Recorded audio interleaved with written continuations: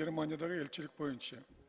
Ошол жерде элчиликте ошол кызматкерлери балким ошо элчибиз баш болуп коррупцияга киришип атат.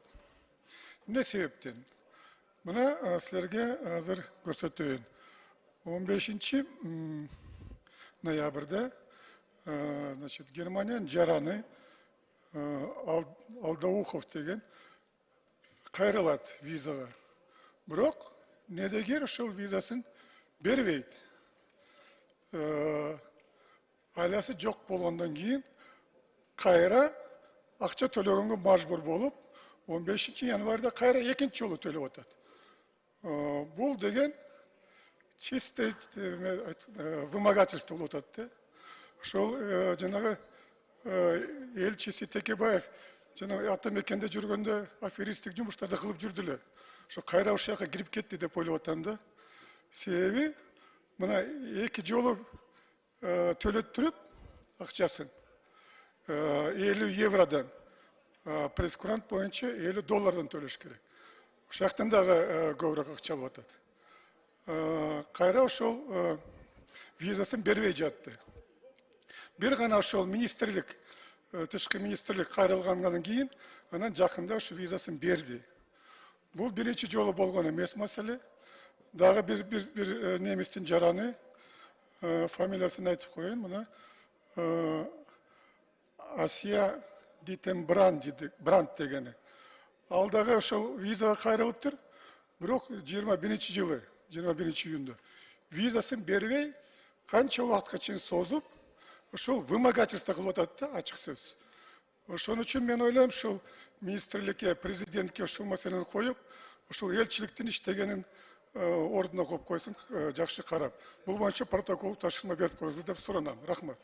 Урматтуу достор, урматтуу мекендештер. Бүгүн Жогорку Кеңеште Кыргызстандын Германиядагы элчилигинин ишмердүүлүгүнө, анын элчисине, дипломаттарына доомат сөз айтылды. Ал доомат сөздүн кыскача маңызы төмөндөгүдөй. Кыргызстанга келгиси келген немис граждандары Кыргызстандын Берлиндеги элчилигине виза маселеси боюнча кайрылышат. Ал жердеги кыргыз дипломаттары өз кызмат абалынан кыянаттык менен пайдаланып, опузалап, немис граждандарынан акча талап кылышат экен. Ошентип, Берлиндеги элчиликте коррупциялык жагдай, коррупциялык схема түзүлүп калган окшойт. Тез аранын ичинде тиешелүү бийлик органдары текшерип, Жогорку Кеңешке маалымат берсин деп айтылат. Мисал катары, былтыр 15 ноябрда виза алам деген Алдахунов, мындан 3 жыл мурун 21-жылы виза алам деп аракеттенип, эки жолу кайрылып анан виза алышкан Димер Бранд деген немис граждандары жөнүндө айтылат. Доомат алар эки жолудан 50 доллардан төлөп калыптыр. Алар доллар эмес 50 евродан берип, 1 доллар акча төлөп коюпту. Дегенде мындай 1 доллар акча төлөнүп калды деген ушундай доомат коюлуп атат. Мен кыскача жооп түшүндүрмөм. Жылына Кыргызстанга Германиядан 15-17 миң немис гражданины барып келишет. Мындан кийин дагы алардын саны өсө бермекчи. Анткени Германия менен Орто Азия өлкөлөрүнүн, ошонун ичинде Кыргызстандын мамилелери күндөн күнгө өркүндөп, өсүп, бекемделип жатат. Экономикалык, соода, гуманитардык, саясий байланыштарыбыз күчөп жатат.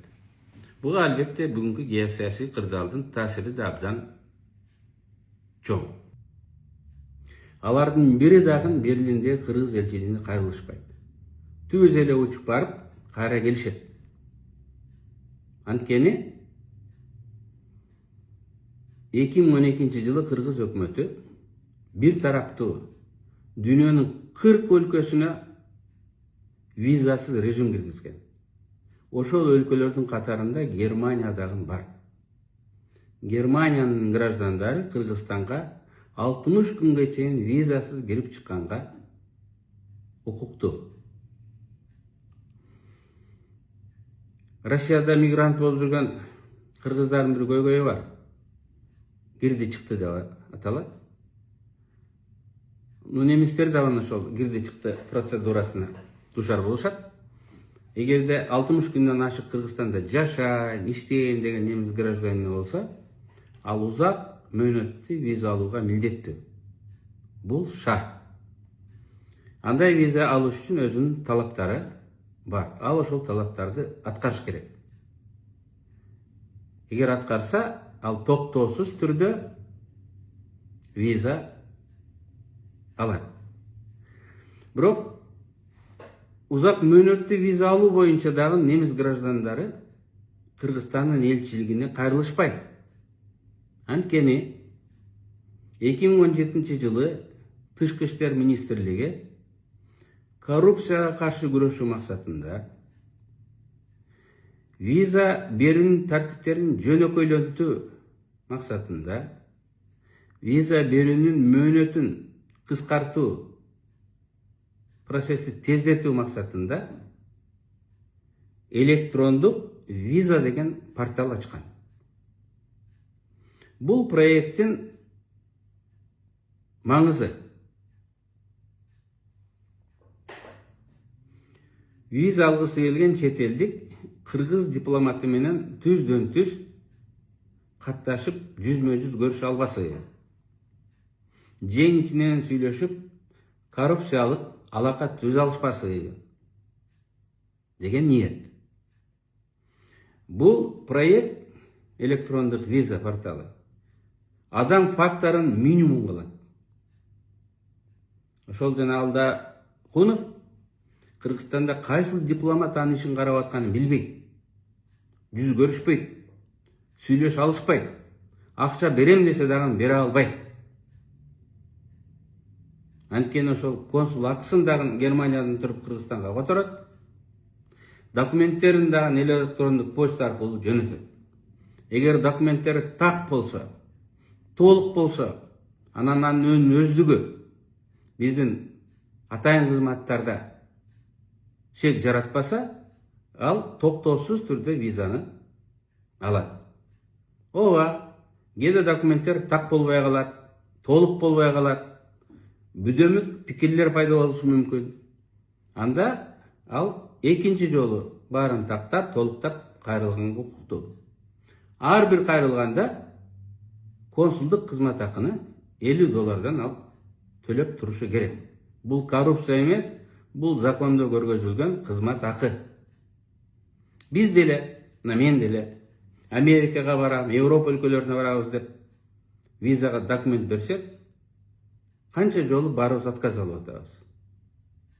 Ар жаңы барганда кайрадан консулдук кызмат акысын төлөйбүз. Алардыкы $50 эмес, алардыкы көп керек болсо. $1000 деп чыгым болгон үй бүлөлөр бар. Виза ала албай жүргөн. Бул дүйнөлүк тартип ошондой. Канча жолу кайрылсаң, ошончо жол төлөйсүң. Германиянын элчилигине деле Бишкектеги шарт ошондой.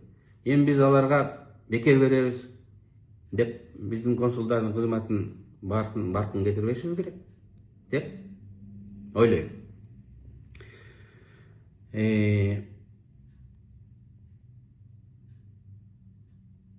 Узак мөөнөткө виза алгысы келген немис граждандары дагы, мына мен 3 жыл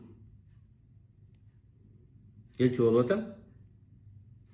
Дээрлик элчиликке кайрылышпайт. Мен жана айтканда алар түз эле электрондук порталга кайрылып, ал жактан виза алган алар үчүн ыңгайлуу. 3 жылдын ичинде 4 жолу бизге ушундай виза сурап кайрылышыптыр.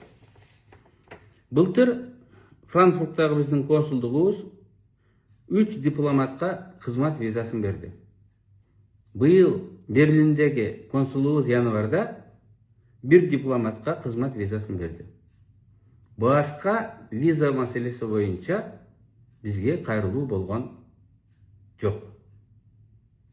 Мен ушуну мындай баса белгилегим келет. депутат айткандан кийин биздин 2 консул, бухгалтерибиз бир жумуш күнүн кетирип, архивтерди казып, документтерди 3-4 жолу тактап чыкты. Ошондой эле иликтөө иштерин МИДтин тышкы иштер министринин кызматкерлери дагы жүргүзүштү. Bir gün толугу менен. Анан тактап чыкты. Аллабыжин деген гражданин электрондук портал аркылуу Кыргызстанга 2 жолу кайрылыптыр. Документи толук болуп, шарттарды канааттандырганда гана ага виза берилиптир.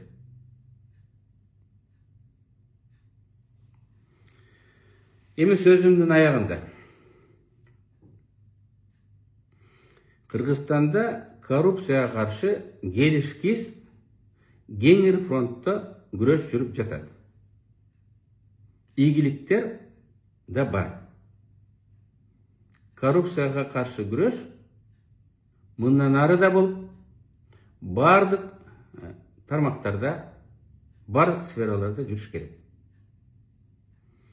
17-жылы башталып, азырда иштеп жаткан тышкы иштер министринин проектисин мен коррупцияга каршы күрөштүн